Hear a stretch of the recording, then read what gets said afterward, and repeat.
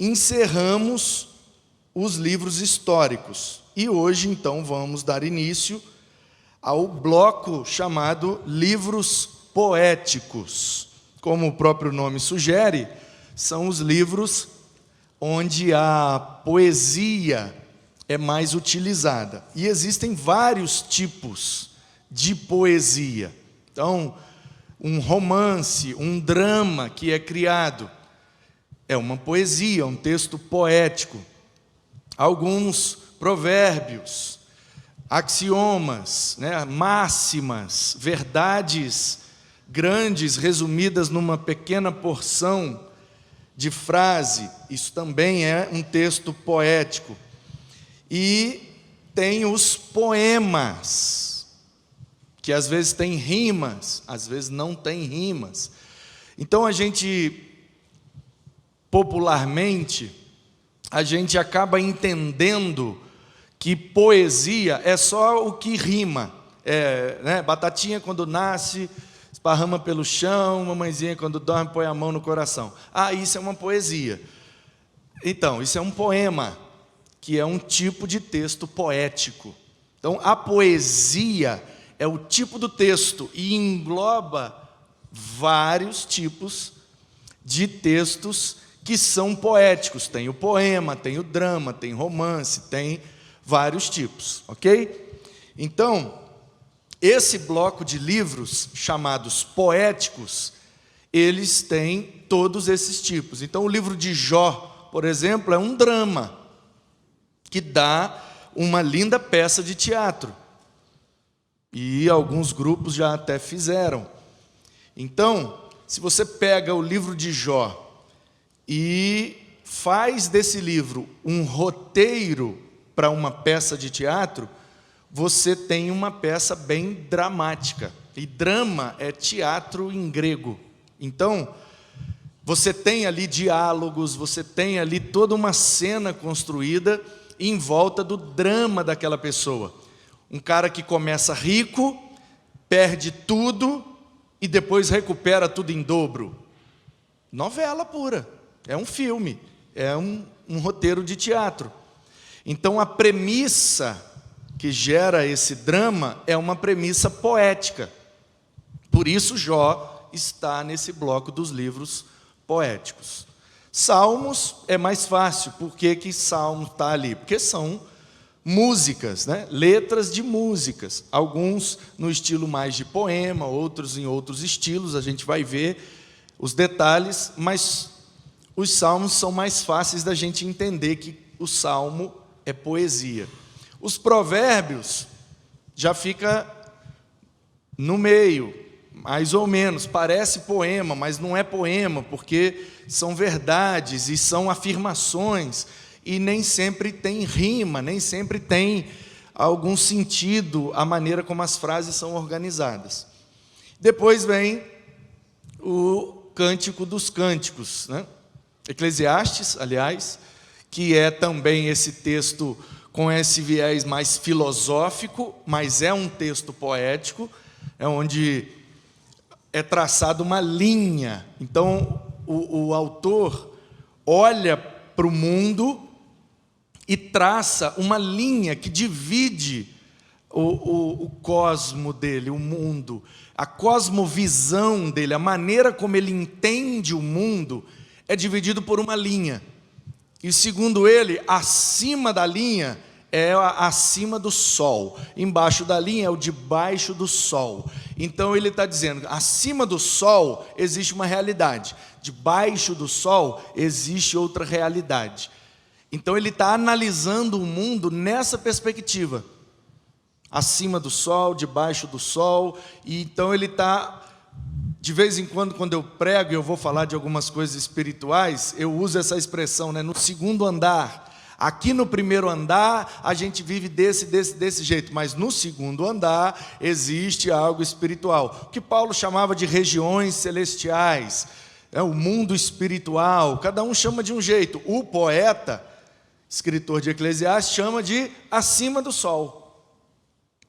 Entendeu? Então, isso é uma metáfora, é uma maneira poética de chamar a eternidade, o Kairos. E debaixo do sol é uma maneira poética de chamar o Cronos, o ambiente onde a gente vive nesse momento. Depois, o Cântico dos Cânticos é uma música, é a letra de uma música, e existe também, dentro dessa música, um drama acontecendo. Um cara que tem à disposição dele 1000 mulheres, mas ele escolhe uma, que tem a pele morena, que é meio que explorada pelos seus irmãos no trabalho braçal da roça, mas o fato de trabalhar na roça fez com que a pele dela ficasse mais morena, fez com que o corpo dela ganhasse contornos diferentes, e isso chamou a atenção daquele cara, que mesmo tendo qualquer mulher que ele quisesse, ele escolheu aquela, e ele quer casar com ela, e eles então se casam e vivem uma noite de núpcias, que a gente chama de lua de mel. Então, basicamente, essa é a letra dessa música, é um cântico, o Cântico dos Cânticos, certo? Então, vamos definir o que é essa coisa de poesia. Bom, o poema é uma composição literária. Você escreve frases e não necessariamente rimando e não necessariamente sendo também simétrico, onde a quantidade de sílabas de uma frase é sempre a mesma quantidade de sílabas de outra frase. Isso são elementos de um poema que podem torná-lo mais bonito, pode dar mais ritmo, mas não é necessariamente uma característica do poema. Então, a poesia, como eu disse, pode estar presente, como está presente aqui nesses livros. Então, a Vulgata, o que é Vulgata? A gente já aprendeu um pouco lá na aula de bibliologia, mas para refrescar a sua memória, a gente tem o Antigo Testamento, originalmente escrito em hebraico, que nós chamamos de Tanakh, né? T-N-K, Torá, Nebim, Ketubim, a lei, os profetas e os escritos. Então, essa é a primeira escritura. Esse Antigo Testamento que nós chamamos, que é a Tanakh, a Bíblia hebraica, foi traduzida para o grego no tempo de Alexandre, fazendo a biblioteca em Alexandria. Ele queria ter todos os livros de todos os povos traduzidos para o grego.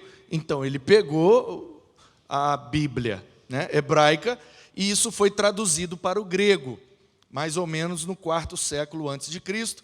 Então, essa versão grega do Antigo Testamento, da Tanakh, chamamos de Septuaginta, representada como LXX, 70 em algarismo romano, porque foram 72 tradutores fazendo a tradução do hebraico para o grego. Então, a Bíblia hebraica, a Tanakh, foi traduzida para o grego, virou Septuaginta, e o Jerônimo começou a traduzir o Antigo Testamento para o latim e depois o Novo Testamento também. Então, a Bíblia em hebraico é a Tanakh, a Bíblia hebraica traduzida para o grego é a Septuaginta, e a Vulgata, chamada de Vulgata latina, é a tradução do Jerônimo para o latim, que é a língua do Império Romano, mas a língua popular mais utilizada era o grego. Então, o Jerônimo, a gente precisa ter a Bíblia na língua de Roma. E embora o grego seja a língua mais popular, como nos nossos dias é o inglês. Então, se eu quiser escrever alguma coisa para que o mundo inteiro leia, eu preciso escrever em inglês, porque é a língua mais popular dos nossos dias. Naquele tempo, a língua mais popular era o grego, por isso o Novo Testamento foi escrito em grego, para facilitar a leitura de todos. Então, o Jerônimo pegou o Antigo Testamento e o Novo Testamento e traduziu para o latim. Só que ele traduziu numa linguagem popular. Sabe, a gente tem, por exemplo, hoje em dia, a NTLH, nova tradução na linguagem de hoje. É uma Bíblia que não se preocupa muito com o significado original das palavras, mas em fazer o leitor entender mais fácil a mensagem. Então, é uma versão que a gente chama de paráfrase. O cara lê o original, entende a mensagem e escreve na linguagem que qualquer um possa entender mais fácil. Então, vulgar é a palavra latina para algo que é do povo. Vulgar é algo que é popular, que todo mundo conhece, que todo mundo entende. Eu sei que ao longo do tempo, esse termo foi tomando uma conotação pejorativa. Ah, fulano é muito vulgar. Ele não é muito popular. Ele, a gente coloca como se fosse um defeito dele. Então, a Vulgata foi a maneira como Jerônimo chamou a tradução dele, porque ele queria que todo mundo conseguisse entender a Bíblia. Então, ele fez nessa versão bem popular, por isso ela ficou com esse nome de Vulgata Latina. Então, quando o Jerônimo estava traduzindo o livro de Eclesiastes e Cântico dos Cânticos, ele colocou esses dois livros junto dos livros poéticos. Jó, Salmos, Provérbios, ele pegou Eclesiastes e Cântico dos Cânticos, que na Bíblia hebraica estão em outro lugar. E ele puxou e grudou ali para, na mentalidade dele, todos os livros que usam poesia, eu vou colocar junto.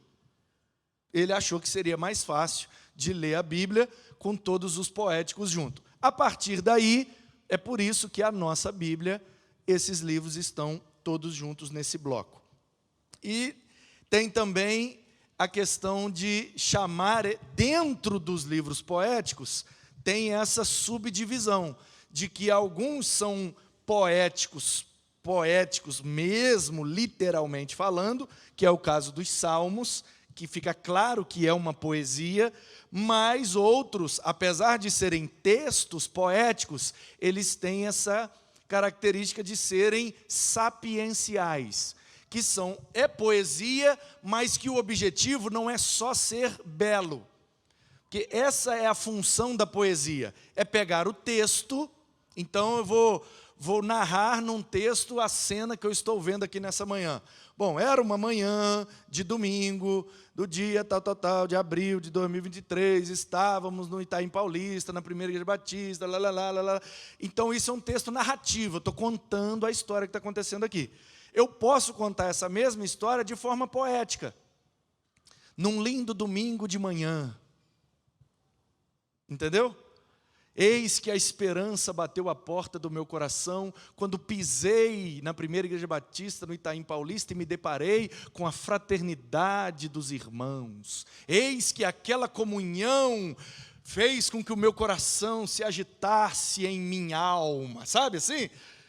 Eu estou contando a mesma história, mas de um jeito poético, de um jeito bonito. Então, essa é a função da poesia. É tornar o texto, que é, entre aspas, chato, e aconteceu isso, aquilo que parece um relatório, e você tornar isso mais bonito, para ser mais atraente e para ter mais leitores. Então você vai jogando com as palavras para tornar aquilo mais bonito e as pessoas lerem mais, porque, nossa, como é bonito, e aí vai causando maior interesse nas pessoas de ler aquele texto. Então, é chamado também esses livros poéticos, que é o caso de Salmos e Cântico dos Cânticos, de livros ínicos. Alguns livros usam essas expressões, ínicos, porque são hinos, letras de música.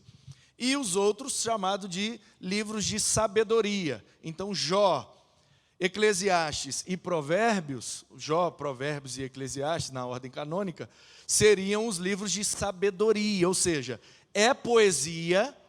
A vida de Jó é um drama que causa uma certa atração, porque um cara que é muito rico, de repente fica muito pobre, perde tudo, perde os amigos, perde a mulher, e de repente uma reviravolta, e ele ganha tudo em dobro no final.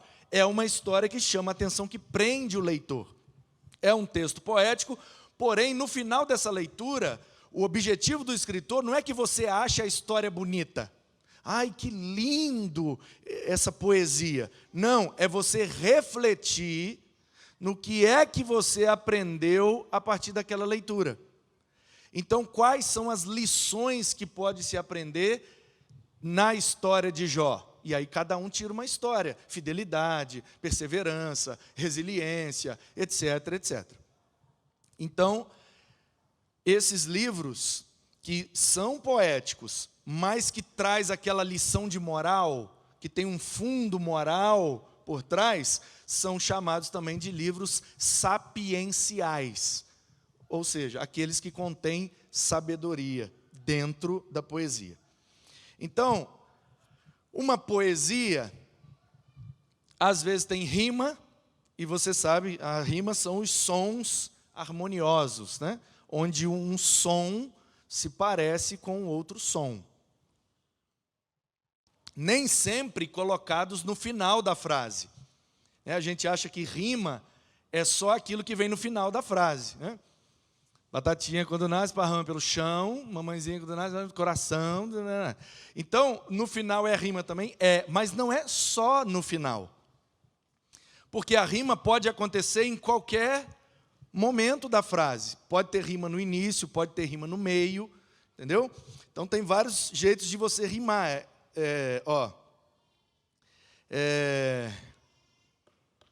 Como é que eu vou dar um exemplo aqui para vocês?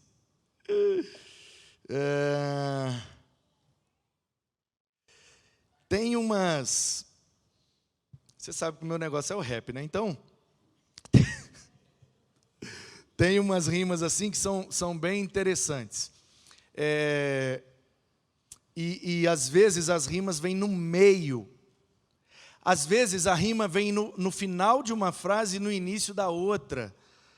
Gente, a poesia relacionada a essa coisa da rima, ela é muito, muito vasta, assim, muito além dessa coisa mais simplória que a gente imagina, de só colocar a mesma terminação. Hoje eu comi feijão, eu vou voar num balão. E fulano, aí você vai criando aumentativo e fica fácil rimar tudo, né? Porque um sapatão, que tem um cabeção, e o narigão, aí vai colocando no aumentativo, está rimando, mas isso é bonito? Não, é horrível. Então o papel da poesia não é só rimar, a gente acha que é isso, tem que rimar. Não, se rimar, ok, mas o principal papel é ficar bonito. Se não ficar bonito, não adiantou de nada. Entendeu? E tem que passar também uma mensagem. Qual é a mensagem que está sendo passada? Ok? Então, o ritmo, a cadência e a simetria, que é a mesma quantidade de sílabas, ou dos fonemas da frase, né? Então, a gente vai observar os poemas da poesia hebraica, e a gente vai perceber, claro, tem que ser no hebraico para perceber, porque não foi escrito originalmente em português, mas existem em alguns salmos e também provérbios essa simetria e essa cadência, que no rap o pessoal chama de flow, né?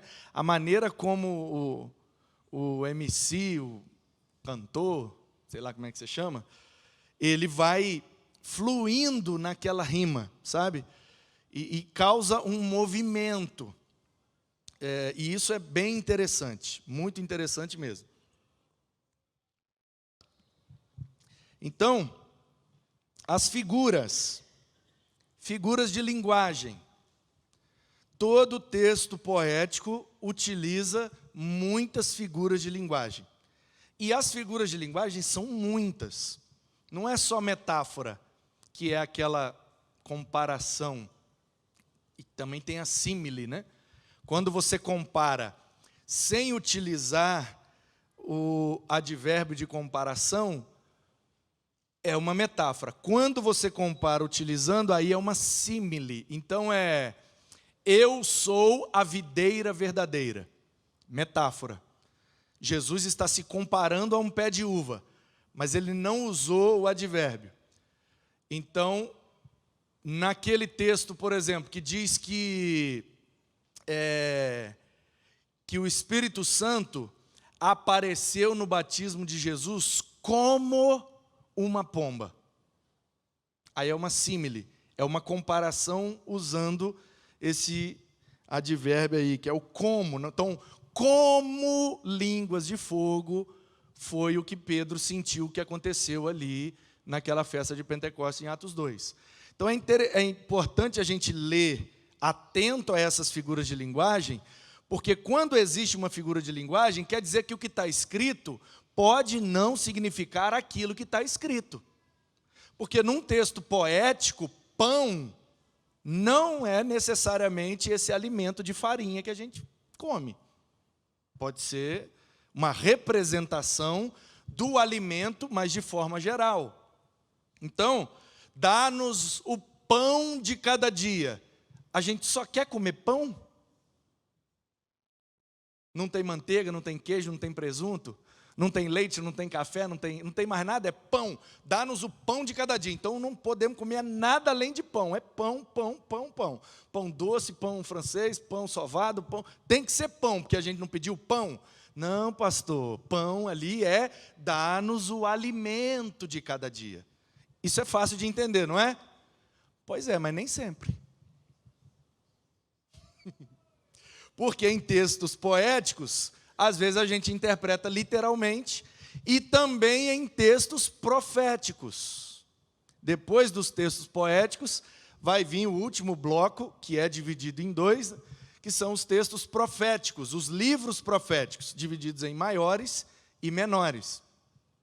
E aí a gente vai se lembrar disso aqui. Não se pode ler poesia, nem profecia, tomando tudo como literal. Por quê? Porque as figuras de linguagem são a maioria desses textos. Então, a grande maioria não significa aquilo que está escrito, não pode se ler literalmente. Então, você precisa conhecer o símbolo. Então, para nós é fácil saber que pão é um símbolo de alimento. Mas qual é o símbolo para a palavra chifre? Ah, pastor, é traição, ó, botou chifre. Na nossa cultura, mas e na cultura do escritor? Quando João estava escrevendo o Apocalipse, e ele disse que a besta que saía do mar tinha um monte de cabeça e um monte de chifre. Ele está falando de traição? Então a pergunta é, o que é que chifre simbolizava na cultura e no tempo do João? Entendeu? Ah, fulano é maior morcego. Lá no meu serviço tem um cara, rapaz, ele é muito morcego. O que é que isso simboliza no nosso tempo e na nossa cultura? Uma determinada atitude. Aí você imagina que eu deixo um bilhete para o meu chefe. Ei, chefe, bom dia. Passando só para te avisar que o senhor precisa ficar de olho no fulano, porque ele é muito morcego. Aí eu boto o bilhete lá na gaveta da mesa do meu chefe. E aí acontece um desastre, e cai um meteoro aí, e 99% da população da Terra morre. E a gente morre todo mundo, mas aquele bilhete fica intacto dentro da gaveta do chefe. Daqui a 3.000 anos, arqueólogos vêm pesquisando o passado do Itaim e acha dentro de uma gaveta um bilhete escrito, fica de olho no fulano que ele é maior morcego. Daqui a 3.000 anos, como é que esses arqueólogos vão saber o que é que significava morcego hoje em dia aqui? Essa é a nossa dificuldade de ler a Bíblia. Então a gente não pode se esquecer, não foi escrito em português, não foi escrito no Brasil, não foi escrito no século 20, nem 21, não foi escrito por nós, não é da nossa cultura. É outra cultura, num outro tempo, numa outra língua. Ou a gente faz o exercício de voltar lá, para entender o que significava lá primeiro, para depois aplicar do que é que significa hoje. Senão a gente vai ficar conversando fiado. E às vezes nem é tão difícil, é só ler atentamente. É só ler. O problema é que a gente não quer nem ler, a gente é muito preguiçoso.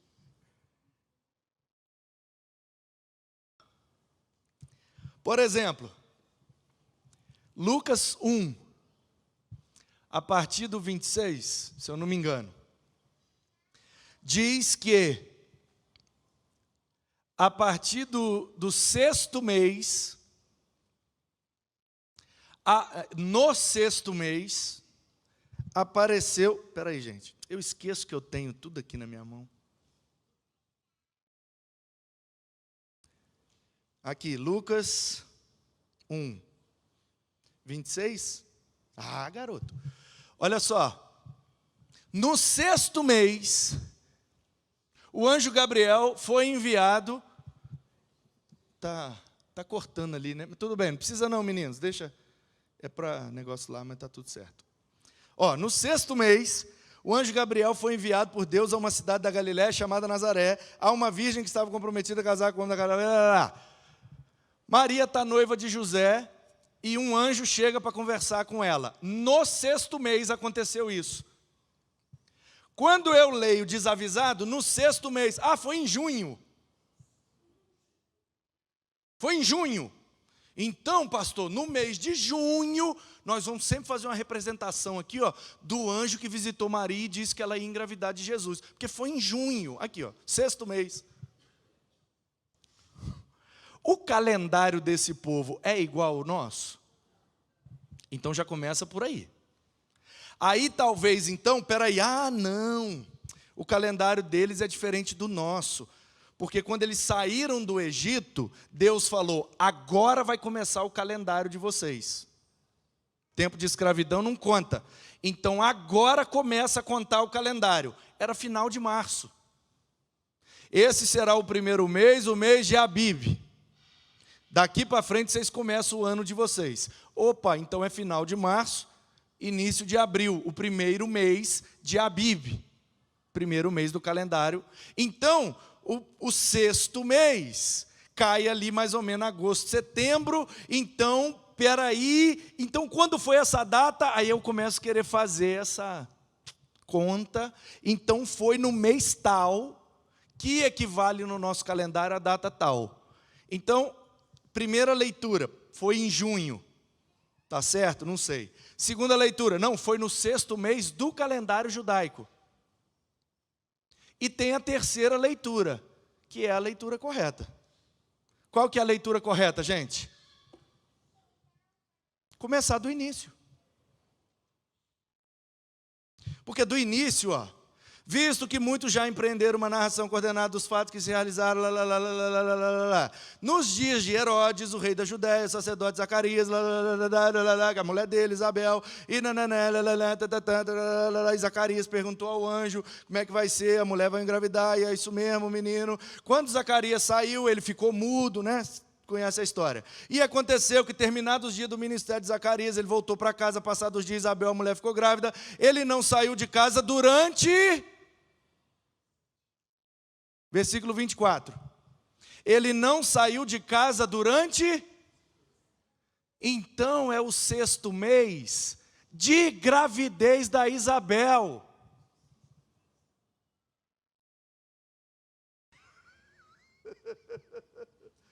Quando Isabel fez 6 meses de grávida, o anjo foi lá falar com a Maria que ela ia engravidar também. Difícil? É só ler.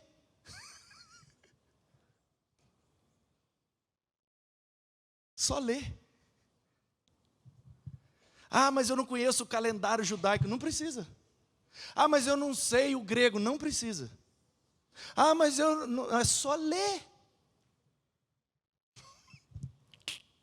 Então,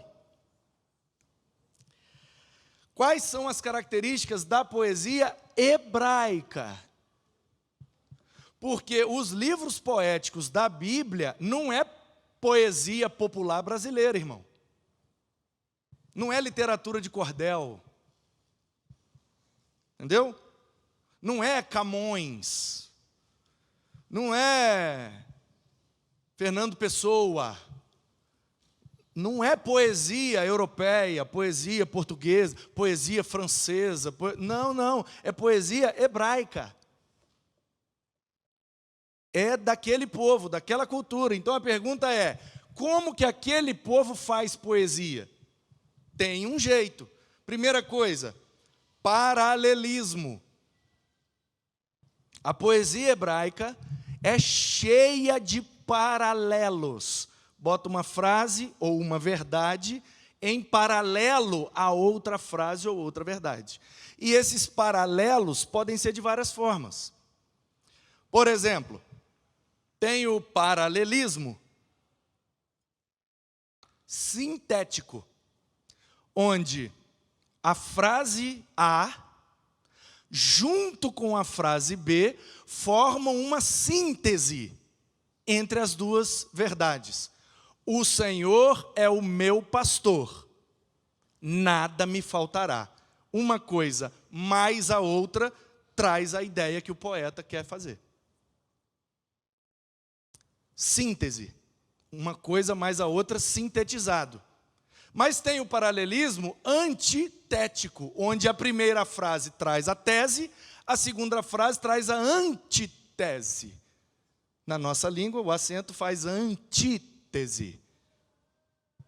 Então, como que a gente percebe isso? Quando a frase A traz uma verdade e a frase B traz o oposto da verdade.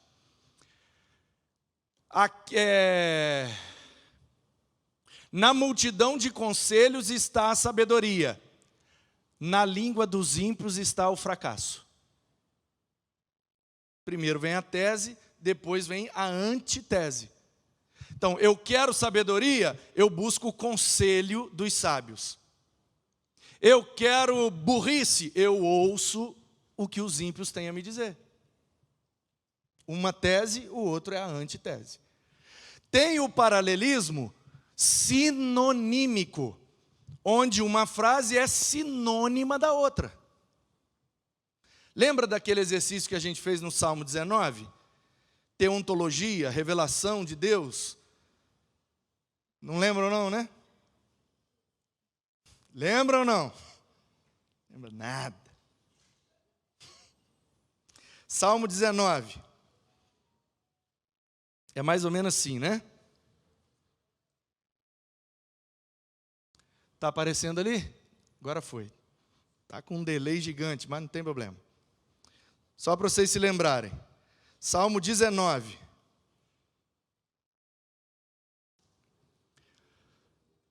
Salmo 19, versão de Almeida. Você tem aqui?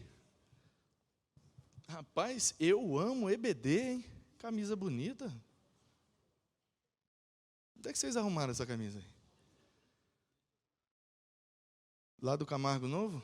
E o que vocês estão fazendo aqui? Hã? Ah, é? Foram daqui? Ah, deu saudade. Deu saudade. 19. É Almeida essa versão? Pode ser então, Salmo 19. Só funciona se for o Almeida, porque as outras mexem. Salmo 19.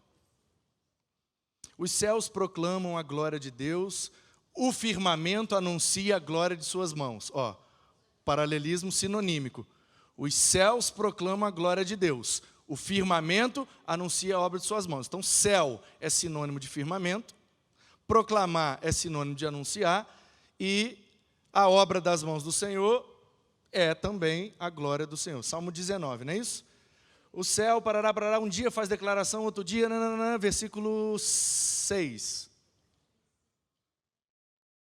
7. A lei do Senhor, isso.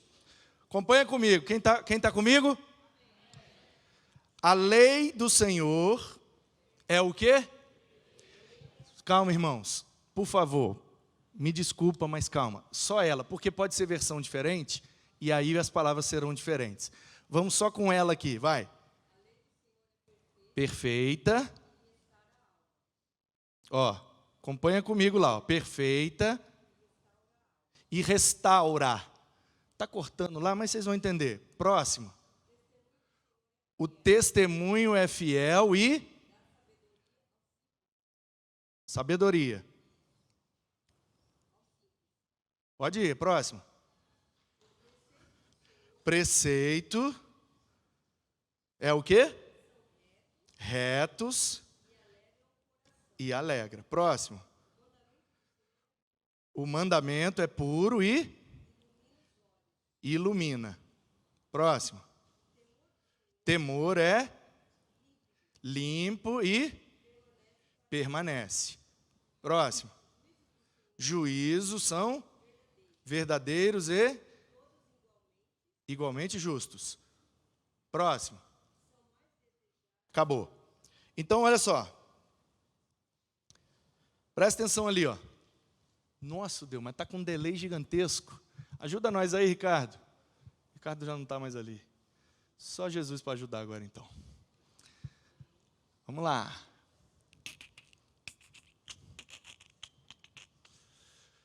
Ai, ai. A gente chega lá, né, irmãos? A gente chega lá? Tá bom. É, rapaz. Será que tem alguma coisa que eu possa fazer aqui, meninos? Não, garrou feio. Tem como reiniciar? Zera aí e vamos começar de novo. Isso. Calma. Me manda o pedido aí para eu aceitar aqui.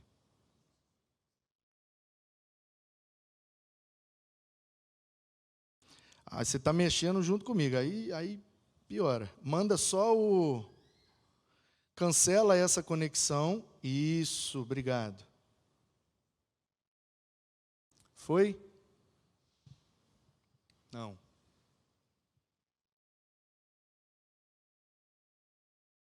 Agora foi. Cadê os slides? Ah, fechou os slides? Então vamos abrir aqui de novo.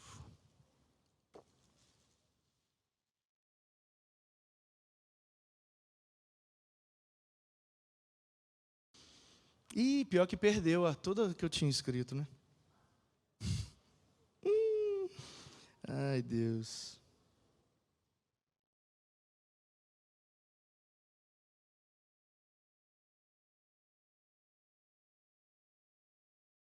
Sumiu o arquivo daqui, gente. O que o Ricardo arrumou aqui? Excluiu, ué. Tem o 4, tem o 6, cadê a aula 5? O Ricardo foi embora?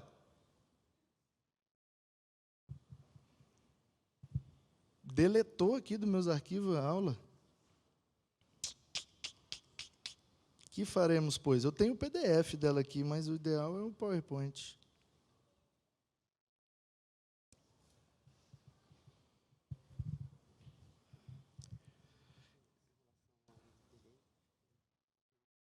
Eu sei. Era para zerar e começar de novo, mas aí eu descobri que sumiu o arquivo daqui. Não, quando você manda, eu autorizo aqui, iniciar agora. Você mandou, eu iniciei. Ele foi, mas ainda está com muito delay. Só que agora eu acabei de descobrir que sumiu o meu arquivo daqui. Ué. E o Ricardo abriu e me entregou aqui aberto. De onde que ele tirou aquele arquivo que estava aberto? Porque não está aqui mais nos meus arquivos. Alguém liga para o Ricardo aí, faz favor, gente? Pelo amor de Deus. É essa, mas não é PDF. Tem todas elas em PowerPoint e PDF. PowerPoint e PDF. O PowerPoint sumiu. Ele deve ter tirado daí e enviado para um outro lugar. Agora ele sabe onde é que está, né? Deixa eu tentar direto por aqui. Vê lá para nós a conexão lá. Isso, então.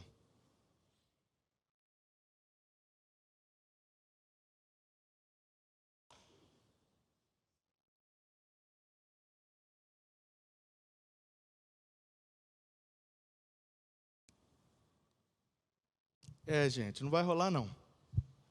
Dá um papelzinho desse aí para mim e vamos embora.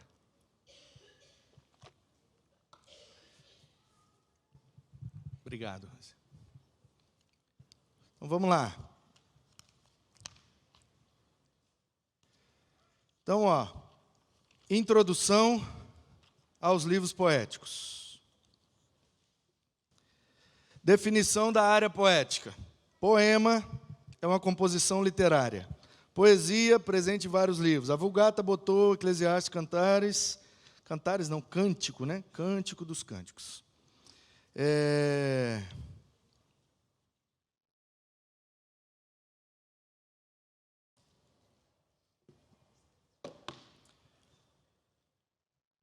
Característica da poesia: rima, ritmo, figuras. Estava falando sobre as figuras de linguagem, aí entrei.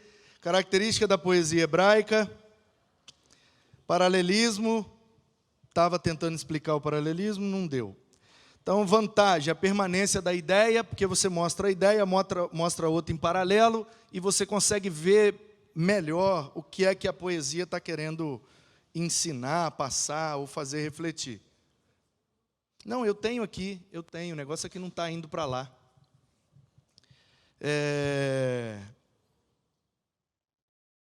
Tipos de paralelismo. Já falei, né? O sinonímico, antitético, sintético, analítico, climático, emblemático e quiasmo. Como é que eu vou explicar tudo isso sem ferramenta? Ficou difícil, irmãos. Agora é só ler mesmo e ir embora. Vamos embora. Caráter da literatura de sabedoria. Aliás, classes, né? Drama, como eu disse, cenas em verso. Então é um texto poético, mas que vai contando uma história. De forma poética, mas tem uma narrativa ali incluída. O lirismo são poemas com intuito melódico, ou para ser encantado. O estilo lírico, onde você escreve, mas o objetivo daquela escrita não é para ser lida, recitada, falada, é para ser cantado. A didática, que é mais voltada para o ensino. Então, quando você escreve algo para que a outra pessoa adquira o conhecimento a partir daquilo que você escreveu, então é um texto didático. Quando você quer ensinar algo prático, aí é uma didática pragmática. Quando você está querendo ensinar algo teórico, então, aí nos livros poéticos você tem a diferença do provérbio, que é essa literatura didática prática, voltada para a vida, e tem o Eclesiastes, que é uma didática mais teórica, como que a gente compreende a vida, e os provérbios, como é que a gente vive de fato. Idílio são cenas campestres ou pastoris, como no caso de Cântico dos Cânticos, quando narra essa cena, né, no alto de um morro, uma moça com um vestido florido, parará, essas cenas assim campestres, na beira de um rio, eis que uma donzela, sabe? Isso aí é parte da poesia, mas é o estilo idílico. E tem as elegias poéticas, que é o verso de pesar ou de lamentação. Ó vida, ó céus, ó azar, ninguém me ama, ninguém me quer, e reclama, e reclama, e reclama, e chora, e é esse estilo aí. O caráter da literatura de sabedoria, também chamado de sapienciais.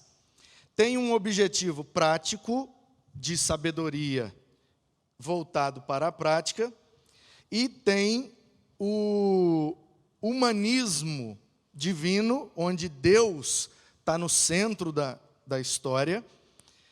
O ponto de vista filosófico, contrastando com a literatura profética e sacerdotal, que é o livro de Eclesiastes, que é uma espécie de filosofia de vida, né? Como que a gente entende a vida, por que a vida é desse jeito, por que a gente sofre, por que tem gente que trabalha e é pobre, tem gente que não trabalha e é rico, tem gente que só faz besteira e se dá bem, tem gente que faz tudo certo e se dá mal. Como é que compreende essas coisas? É essa literatura que, mesmo sendo poética, tem esse viés mais filosófico.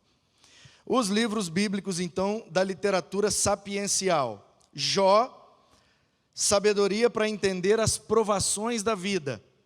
O que fazer quando tudo dá errado?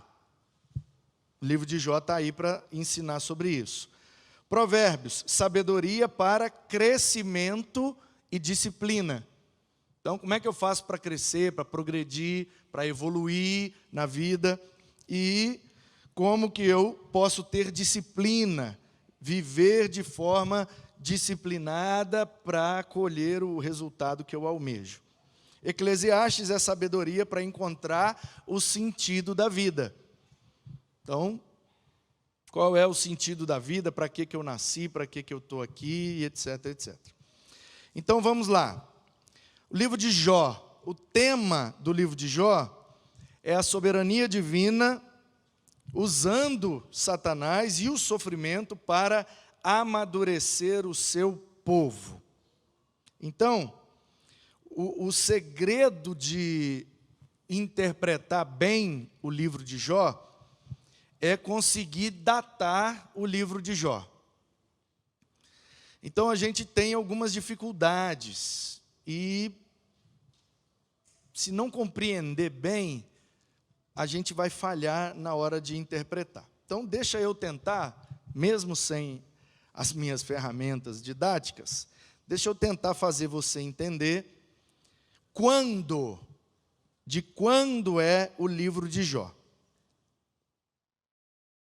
Então, qual é a polêmica envolvida, ou quais são as possibilidades envolvidas no livro de Jó com relação à sua data?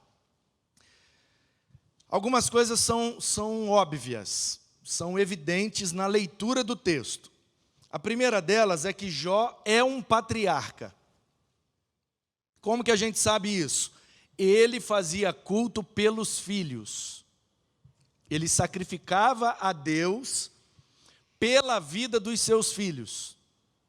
O texto diz isso, que ele fazia culto intercedendo pelos filhos, como uma espécie de mediador. Ele é o pai da família, então tudo aquilo que ele faz para Deus é como se toda a família estivesse fazendo. Agora foi? Beleza. Então, diz que voltou aqui, né? Vamos ver. Vamos ver se a gente consegue o paralelismo lá. Então, só para relembrar, para a gente não ficar sem esse negócio é tão bonito, pena que... Então, a lei do Senhor, lembra? Ela é... Como é que é? Perfeita e agradável. Aí, qual que é o próximo?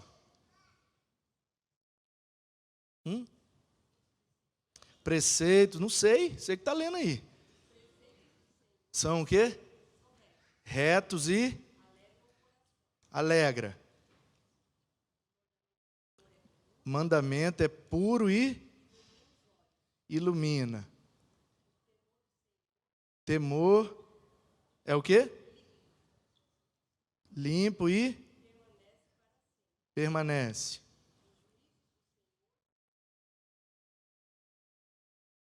Justos. E terminou aí? São só 5. Acho que tem mais, mas tudo bem. O que é o paralelismo, gente? Olha só.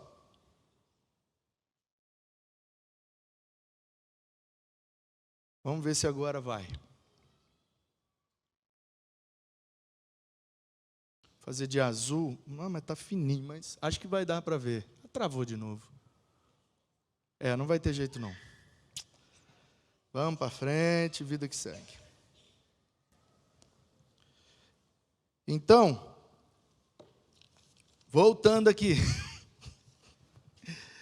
Ai, Jesus.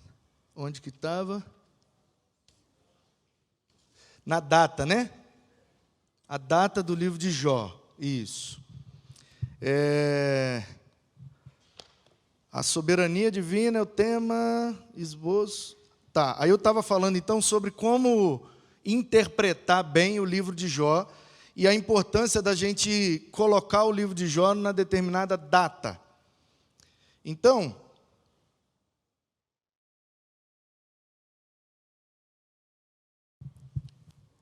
lá embaixo, em contexto histórico, eu estou ainda no tema, mas para entender melhor o tema, interpretar, a gente precisa, por quê? A gente está dizendo que o tema do livro de Jó é soberania divina, usa Satanás e o sofrimento para amadurecer o seu povo. Então a pergunta que você precisa fazer agora é: o livro de Jó não é sobre uma pessoa chamada Jó? Por que que o tema do livro tem a ver com o amadurecimento de um povo? O livro de Jó não é a história de um povo, é a história de um homem. Então, para entender por que que o livro de Jó está falando do amadurecimento de um povo, a gente precisa identificar em qual época, em qual data o livro de Jó foi escrito, foi vivido, enfim.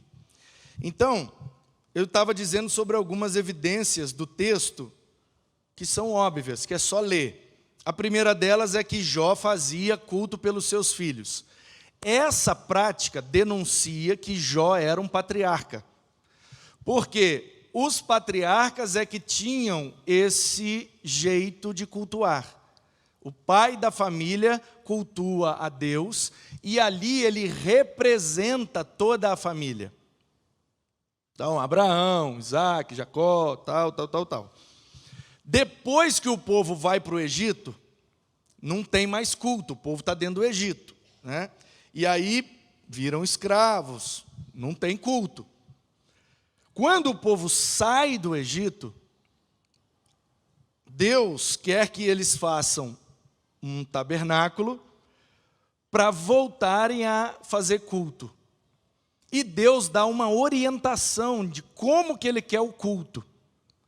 E Ele elege, das 12 tribos, elege a tribo de Levi, escolhe a tribo de Levi para serem os sacerdotes. Nem todo levita era sacerdote, mas todo sacerdote era levita. Você conhece a história, bota todo mundo, pega o galho e enfia no chão, a amendoeira, e floresceu o galho do Arão, que é da tribo de Levi. Então Arão foi o primeiro sacerdote e toda a tribo de Levi passou a ter o direito, não é o dever. Todo levita tem que ser sacerdote, não, é o direito. Todo sacerdote virá da tribo de Levi. Portanto, a tribo de Levi ganhou o direito de ser a tribo sacerdotal. Então, do Êxodo para frente, você não vê mais essa característica do pai fazer culto pelos filhos. Porque agora, quem quer fazer culto, vai lá no tabernáculo e entrega a oferta na mão do sacerdote, que é um levita, que intercede agora por ele. Então, no contexto patriarcal, o pai era o sacerdote. O pai intercede a Deus, fazendo o culto pela sua família. Agora, o sacerdote é o intermediário. Ele presta o culto por aquele que trouxe a oferta. Então, essa mudança do jeito de fazer culto do contexto patriarcal para o contexto sacerdotal. Então, por que é que a gente pode afirmar que a história de Jó se passa no tempo dos patriarcas? Por causa desse detalhe. Ele prestava culto pelos filhos. Ele não ia até um sacerdote. Ele era o sacerdote. Então, essa é a primeira evidência. A partir disso, a gente precisa decidir se Jó é um cara que existiu de verdade e, sendo um patriarca, tendo essa história bem dramática, a história dele foi sendo contada até que alguém decidiu registrar essa história. Ou se esse personagem chamado Jó é um personagem e não uma pessoa que nesse drama vive tudo aquilo para ensinar essa lição e passar essa mensagem. Então, além dessa evidência textual de que ele era um patriarca, nós temos o uso da palavra Satanás. Então, lembra que na aula passada a gente falou sobre a influência do Império Persa, que mexeu com muita coisa? Mexeu com o vocabulário, mexeu com a teologia, mexeu com a cosmovisão, mexeu com a filosofia, porque até então, toda a carga filosófica, cultural, de influência era egípcia. Embora a Assíria subjugou o Egito politicamente, culturalmente, filosoficamente, não. Você não tem nenhum filósofo assírio. Você não tem a língua assíria tomando um papel importante, a cultura dos assírios, nada. Os babilônios, a mesma coisa. Embora os babilônios tenham subjugado a Assíria e dominado sobre tudo, não fizeram filosofia e não estabeleceram elementos de cultura nenhuma. Já os persas, eles vêm, além do domínio político e militar, eles exercem uma influência cultural e filosófica. E a gente viu na aula passada que nesse bojo, nesse conjunto de coisas que o Império Persa trouxe para o povo que eles dominaram, algumas palavras foram acrescentadas no vocabulário e os gregos, que é o próximo império, pegam toda aquela influência persa, mais a bagagem egípcia e dão um envelope grego e apresentam ao mundo como cultura e filosofia grega, mas na verdade é tudo egípcio e persa. Então, a palavra Satã, que significa adversário, é uma palavra de origem persa. Portanto, se essa palavra aparece num livro, esse livro foi escrito dos persas para frente. Deu para entender? É como você pegar o livro de Samuel e está lá, o espírito mau da parte do Senhor. Samuel foi escrito em 1000 a.C., Império Egípcio. Qual era a cosmovisão? Tudo vem de Deus, o que é bom e o que é ruim também. Então, qual é a origem desse espírito que atormentava Saul? Ele é da parte do Senhor. Não, mas Deus não bota demônio em ninguém. Não, mas não é necessariamente isso que o texto está falando. Pode até ser que a compreensão daquele tempo fosse essa. Mas se a gente analisar essa verdade em última instância, quem é o Criador de todas as coisas?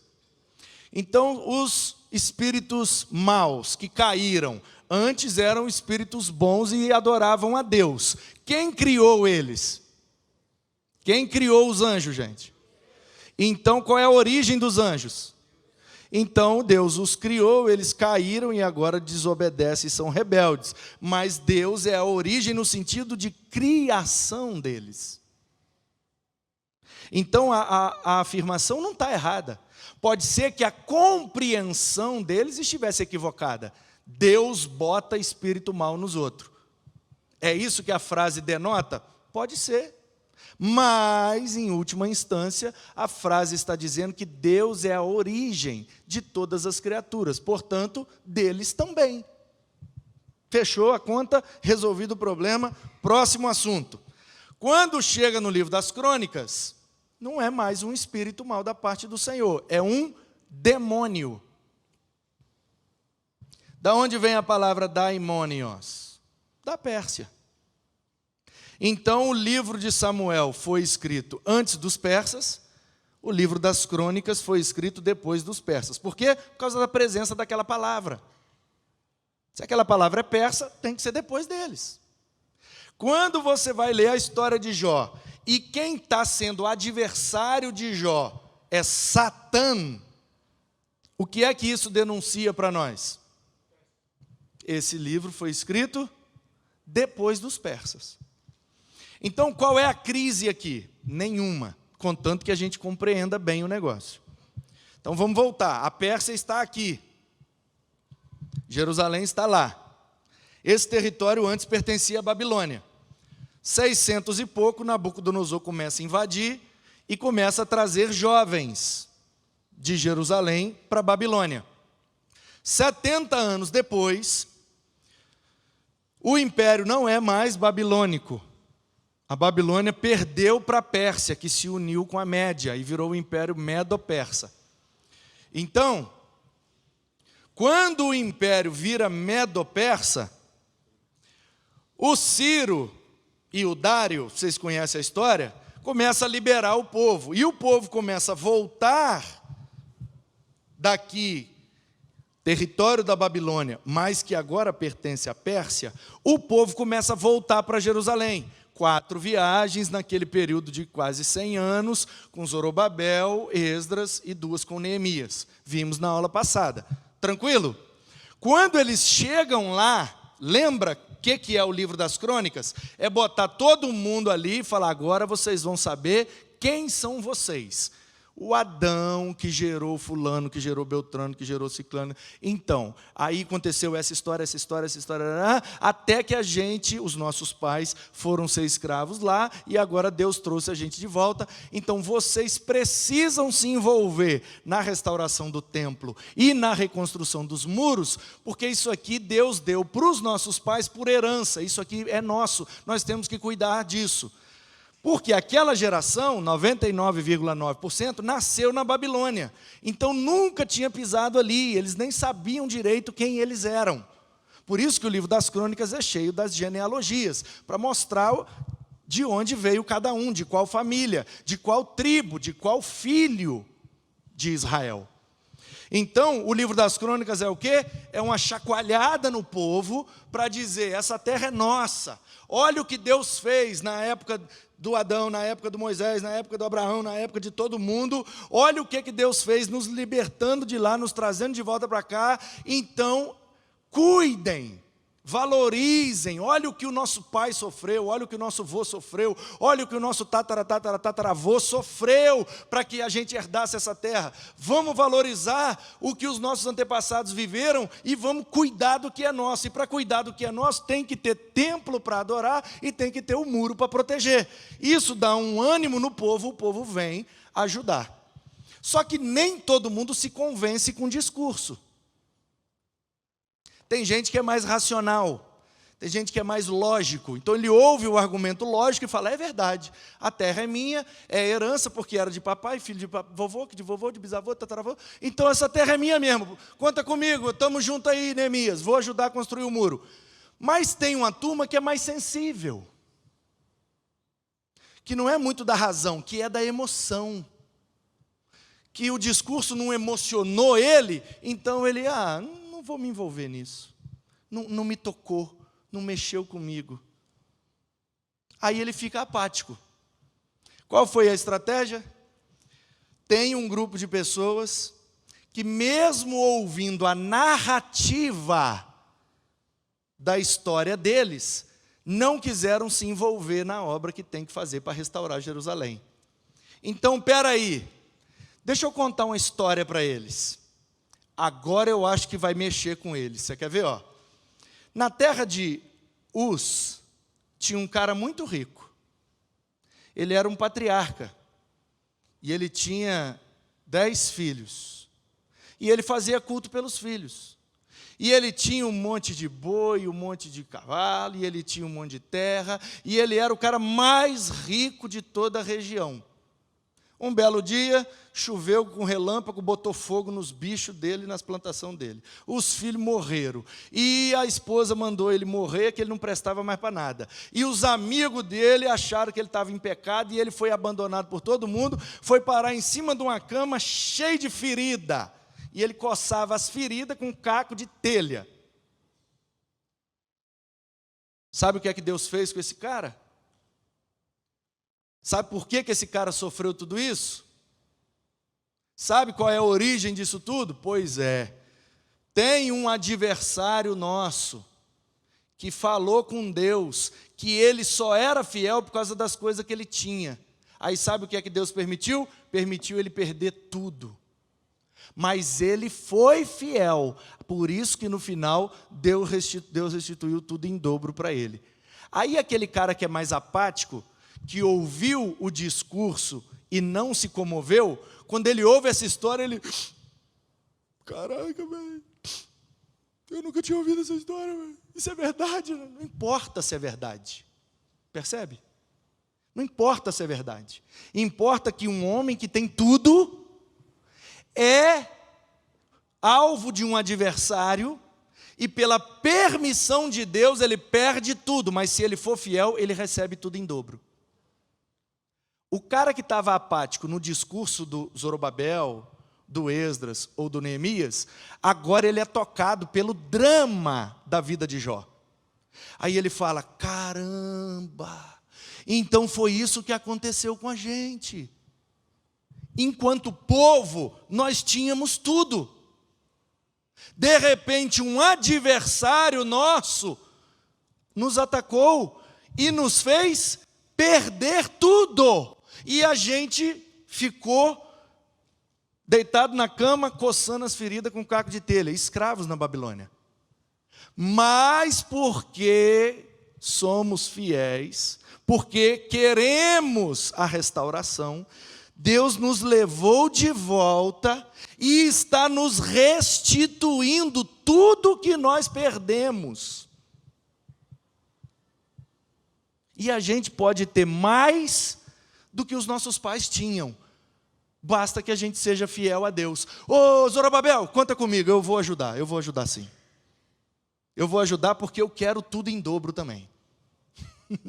Nem que seja essa a motivação, a ganância do cara.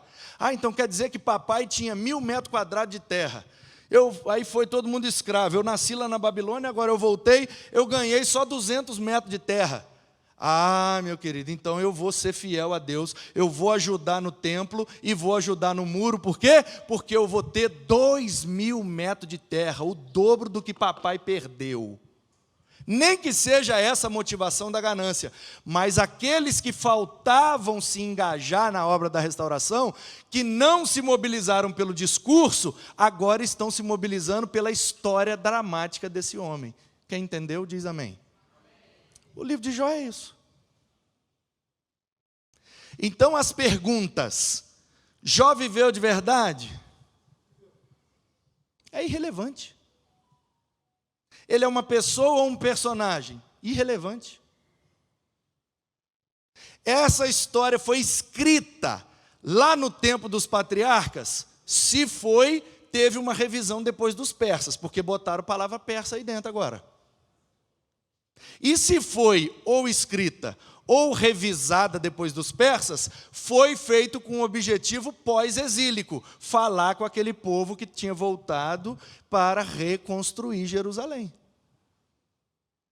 Então, Jó foi uma pessoa ou é um personagem? Irrelevante.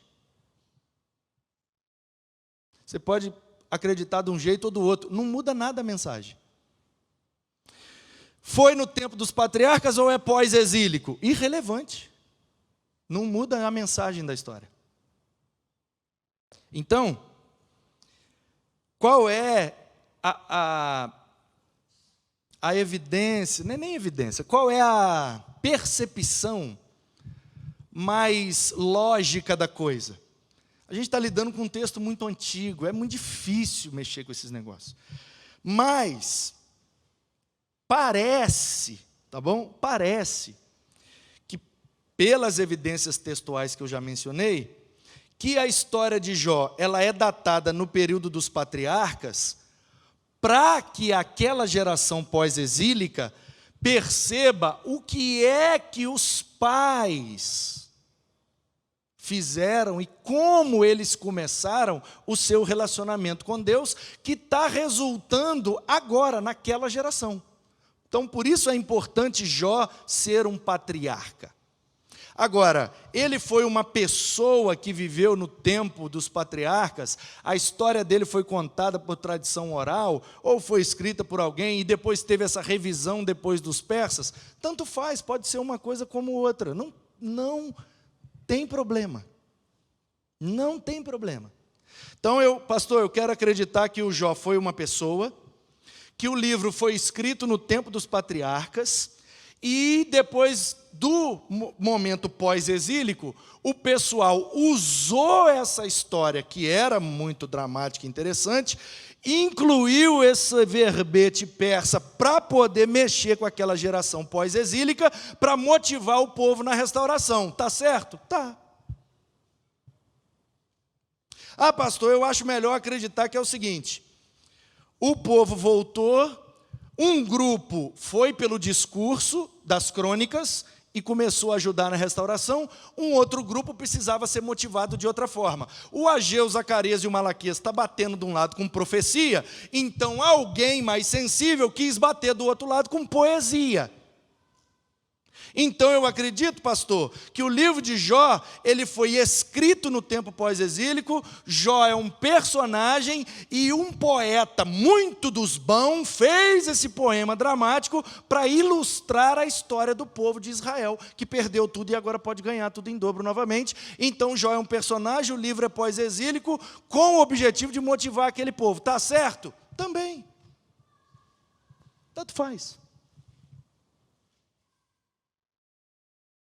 Entendeu ou não? Pastor, mas uma das duas tem que estar certa. Qual que é? Eu não sei, irmão. Esse debate dura 3.000 anos. Como é que eu vou decidir isso agora? Você tem argumentos favoráveis e fortes para uma e tem argumentos favoráveis e fortes para o outro. Qual está certo? Qualquer um que você quiser. Deus te abençoe. Porque a mensagem não altera. Qual é a mensagem? Ainda que eu perca tudo por causa de um adversário, o meu Deus não perde o controle. Se eu permanecer fiel, Ele vai me honrar de um jeito ou de outro. Amém. Pronto, só isso. Então, como é que fica o esboço do livro? As primeiras palavras, né? A introdução, o propósito divino do sofrimento. E tem um livro, não dá mais para mostrar as coisas ali, né? Oh, meu Deus. Queria mostrar o livro para vocês, mas vocês podem pesquisar aí. Eu não sei se encontra ainda para comprar, porque era da editora Betânia, e a Betânia, né, parece que vendeu os títulos, fechou a editora. Mas ele se chama, é escrito pelo pastor Marcelo Aguiar, um capixaba dos bons. Ele atualmente é pastor na Igreja Batista em Mata da Praia, Vitória. E ele era professor de Antigo Testamento no seminário lá do Espírito Santo, e eu o sucedi nessa matéria. Na verdade, não. Ele foi sucedido pelo Osias, eu sucedi o Osias. E ele escreveu um livro sobre Jó, que é maravilhoso. Ele é pastor e psicólogo, então os livros dele têm essas duas vertentes sempre. E o título do livro é O Enigma de Jó. O subtítulo é Por que o Justo Sofre? Pensa num livro bom. O Enigma de Jó. Por que o justo sofre? Aí eu li o livro, numa sentada assim, que é bom. Terminei de ler o livro, perdi o sono, lógico. Fiquei agitado. E já que nós estamos falando de livro poético, né? Acabei de ler o livro e sentei e fiz um rap.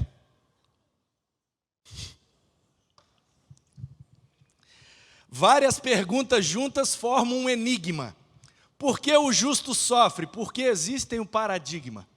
Porque para mim eu tenho por certo que o sofrimento do tempo presente nem chega perto do que está por vir a ser revelado em nós. No sofrimento do tempo presente não estamos sós. A vitória de Deus, restauração. Esqueci a rima, hein?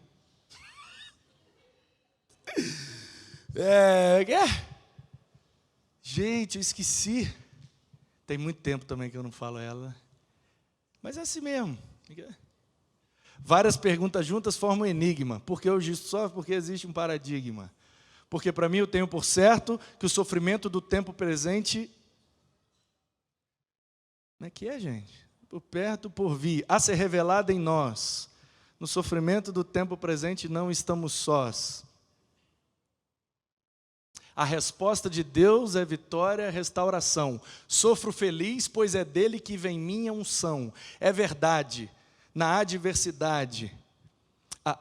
É verdade, a adversidade faz parte da vida, da real realidade, do servo fiel que pratica fraternidade. De todos os dons, o maior é caridade. Conhecia de ouvir falar, agora te vejo. Fazer o bem que nem Jesus é o que almejo. Fé, coragem, que o tempo passe é o que desejo. Posso cair, mas nunca eu me rastejo. O cair é do homem e é de Deus o levantar. Por ele eu prossigo e sigo sem parar. Se é ele que me deu, só ele pode tirar. Prefiro ficar na fé e continuar. Ser como Jó, homem justo, íntegro e reto, firme na rocha, forte igual concreto, temer a Deus e do mal me desviar, sem ansiedade em Cristo esperar. Meu Senhor, faça a tua vontade, quero adorar-te em espírito e em verdade. Cumprir o teu querer me dá dignidade perante qualquer membro dessa sociedade humana, que profana contra ti. Não esperam assim como fez Davi. Sendo assim, para mim, não foi uma aposta. Há males que vêm para bem. Essa é a resposta. Eu não sei se eu lembrei certo não, mas é isso aí.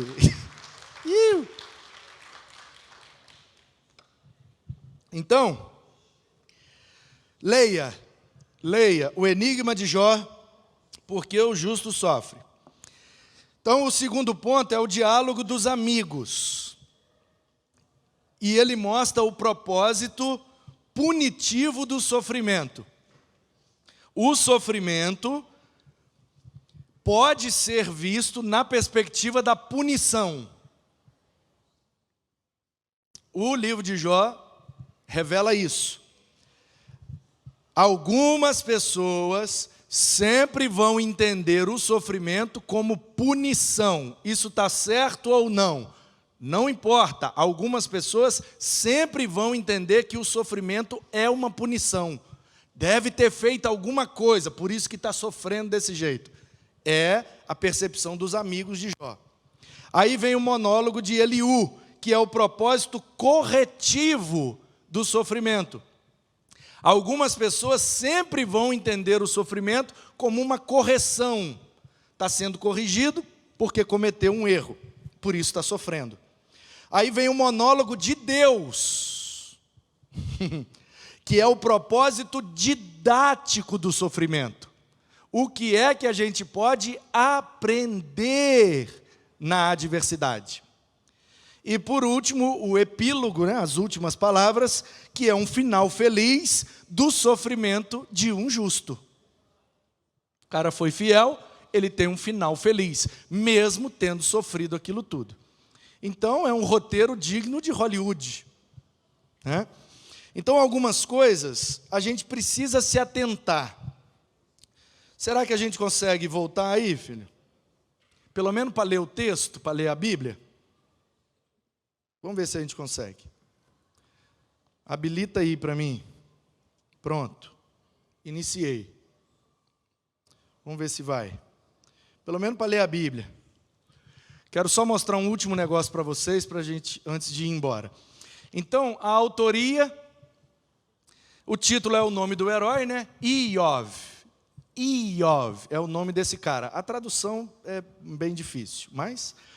A autoria, tem gente que sugere que foi Moisés, contexto patriarcal, saindo do Egito, essa mensagem faria sentido ali também. Tem gente que sugere que foi Salomão, mais um drama, ele cria aquele drama de amor, do noivo com a noiva, e cria esse drama de sofrimento desse cara aqui. Ou que pode ser pós-exílico. Ok? Qual está certo? É o que você quiser. Deus te abençoe.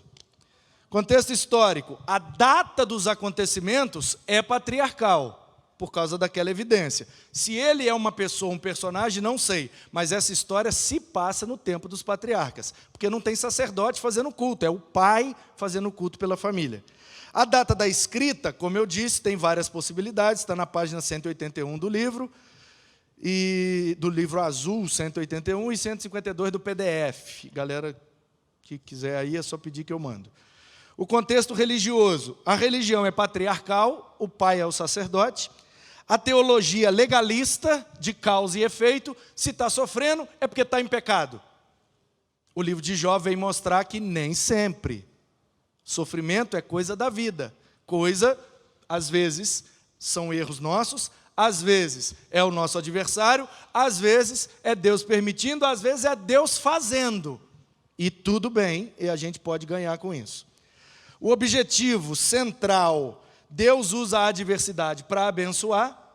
Um objetivo afim, né? Um subobjetivo. A soberania de Deus sobre Satanás, ou seja, ele tem poder só quando Deus permite. Ok? O outro objetivo, Deus não é legalista. Essa coisa de causa e efeito, não é assim que funciona. E o objetivo adicional, Deus desperta adoração, apesar da limitação e do sofrimento humano. Ou seja, é possível adorar mesmo na adversidade, mesmo sendo provado, mesmo perdendo tudo, é possível, como Jó fez. As contribuições, a analogia com Esther, aí eu tenho aqui nos slides, mas, né?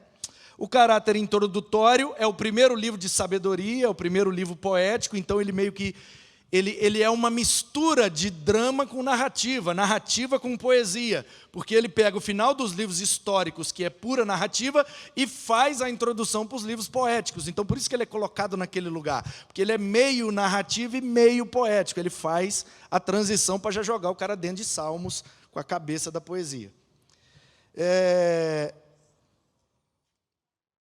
A grandeza de Deus, a pessoa, o poder, o programa, o propósito e o povo, os 5 P de Deus aí no livro de Jó, o sofrimento dos justos, o cenário excepcional do trono de Deus, o grande adversário do homem e o colapso da ortodoxia insensível dos amigos, né? Essa coisa de, tá sofrendo porque errou, está em pecado, tem que ser punido. E a cristologia, ele diz que tem um advogado e ele diz que tem um redentor, né? Eu sei que o meu redentor vive e no final se levantará a meu favor e em carne verei o meu Senhor. Então a doutrina da ressurreição já começa no livro de Jó. Quer conferir comigo no replay? Olha só.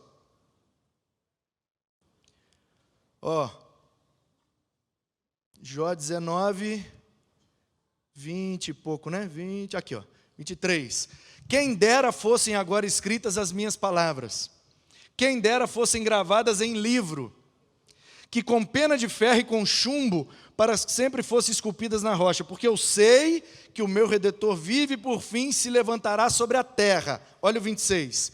Depois, revestido este meu corpo da minha pele, na minha carne verei a Deus. Então, como é um livro poético, sempre duplo sentido.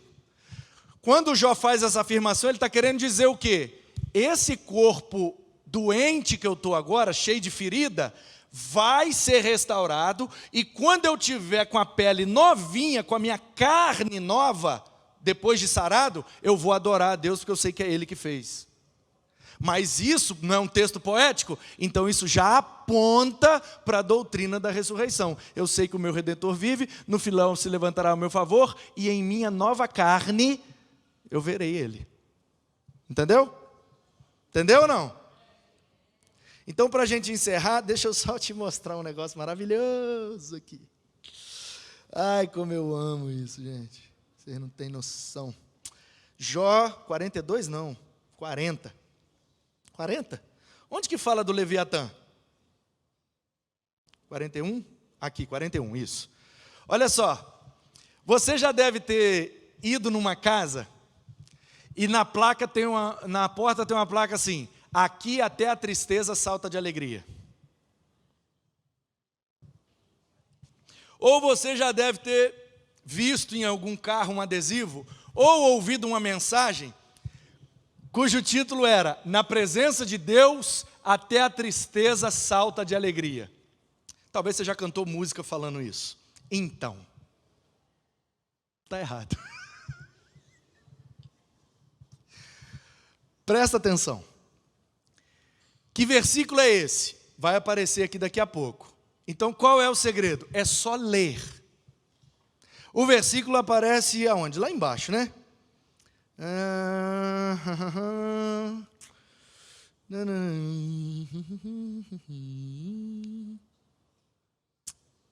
Ué, passou, eu nem vi, gente. 33? Não. É porque, eu estou na Nova Almeida atualizada. Deixa eu botar na versão dos crentes. Revista e corrigida, essa é aleluia.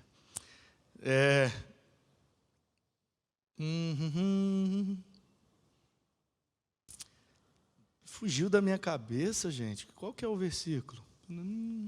Está aqui dentro.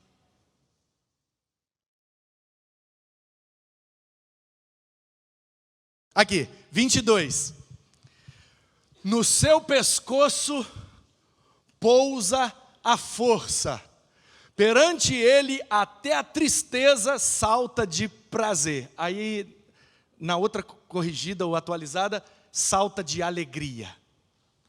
A parte B do verso 22 do capítulo 41, perante ele a tristeza salta de prazer. O cara pega essa frase, arranca dali de dentro e prega que é na presença de Deus. Mas o texto está falando de quem, gente? Do Leviatã. Está no monólogo de Deus. Deus está pregando para o Jó. Qual é a mensagem que Deus está pregando? Jó, meu filho, vem cá. Porque Jó fez uma pergunta para Deus, e a pergunta dele é que qualquer um de nós faria. Já não está na hora de acabar, não? Eu não fiz nada de errado, o senhor sabe. Vai me deixar aqui apodrecendo até morrer? O senhor não está vendo, não vai fazer nada, não? Minha mulher já mandou eu morrer. Meus amigos estão me chamando de pecador. Já perdi meus filhos, todos os meus bens. Não está bom, não? Qualquer um de nós faria essa pergunta. Aí Deus fala: então quer dizer que não está aguentando?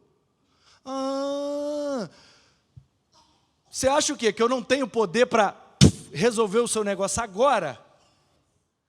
Ô Jó, deixa eu te fazer uma pergunta. Onde é que você estava quando eu botei os boi lá no pasto? Aí o Jó... Ô Jó, onde é que você estava quando eu botei as estrelas no céu?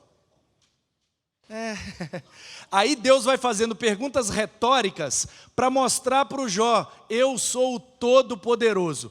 Se eu não te tirei ainda, há um propósito nisso. Quem está comigo? Está acabando, gente. Vem comigo. Onde você estava quando eu fiz tudo? A resposta é óbvia. Eu não era nascido. Ou seja, quem é você para me questionar? Se eu não sarei ainda, é porque ainda tem um propósito.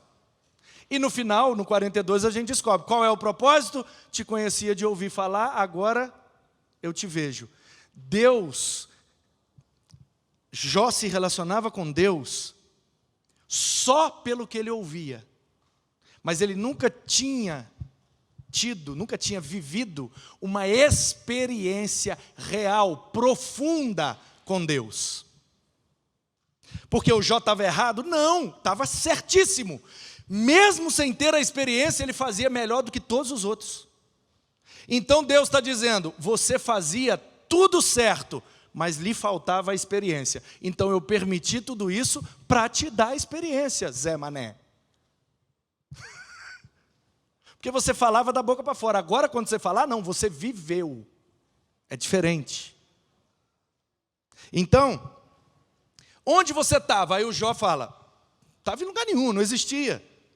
Tudo bem, Deus, já entendi. Aí ele fala, rapaz, você pode pescar com um anzol o Leviatã?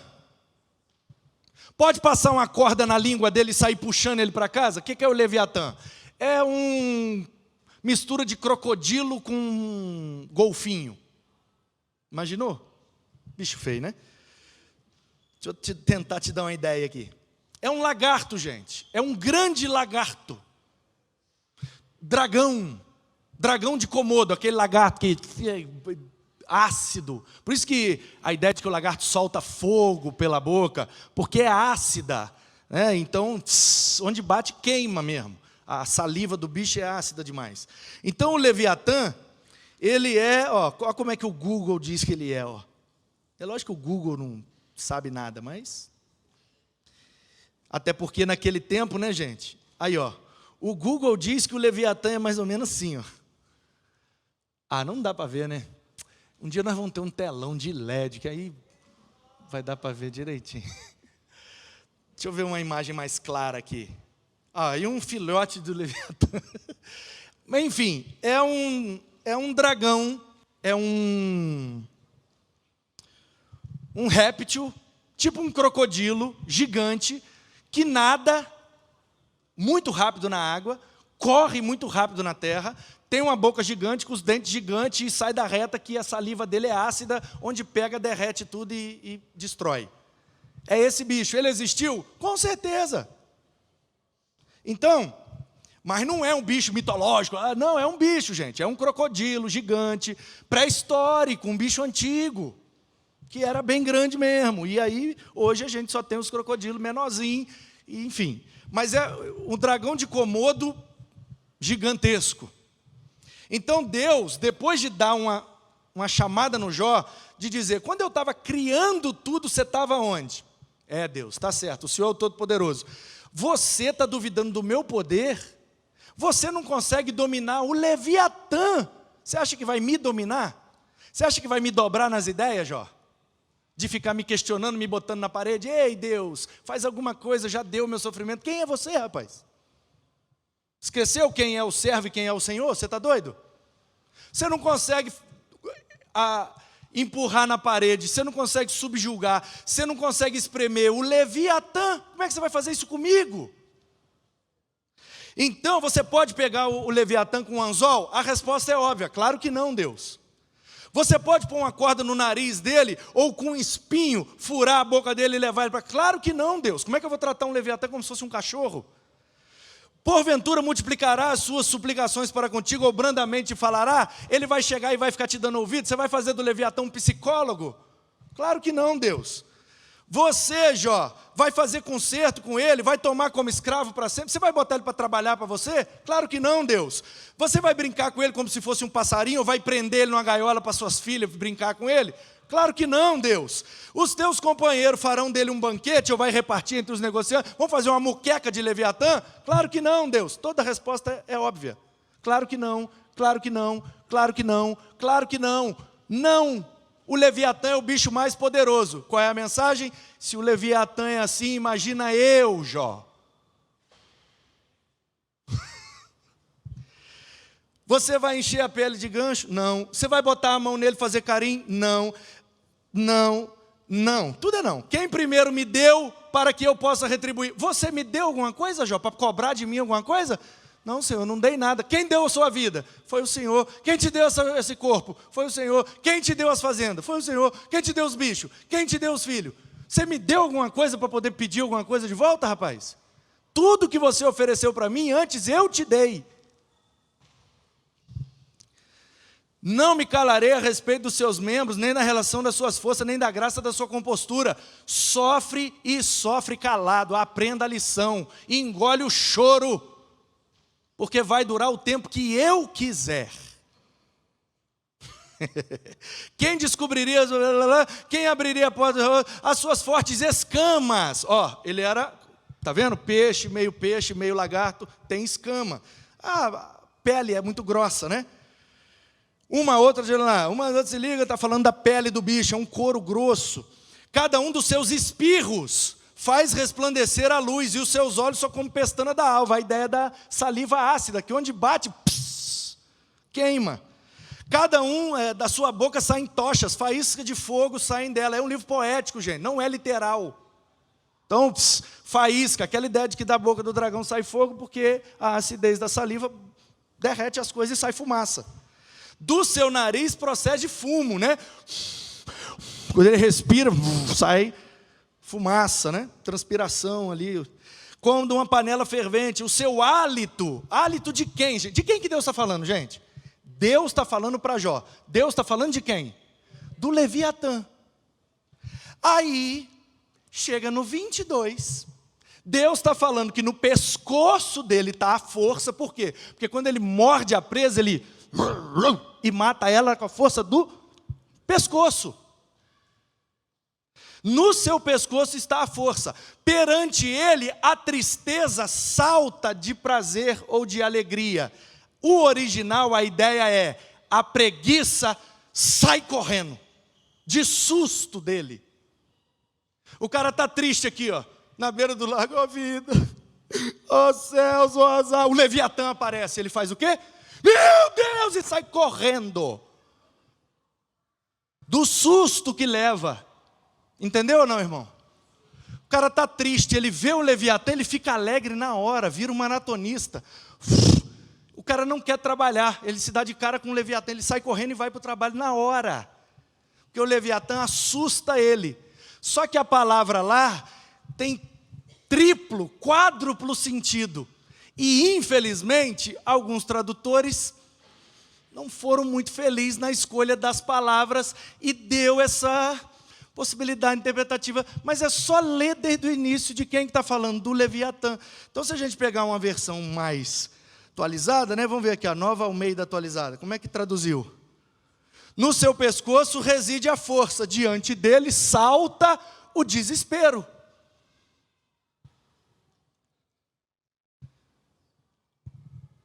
O cara está triste, o cara está desanimado, o cara está para baixo, se depara com um Leviatã, ele dá um pulo de susto e sai correndo. Quem olha de longe, parece que ele está alegre. Não, ele só está com medo do Leviatã.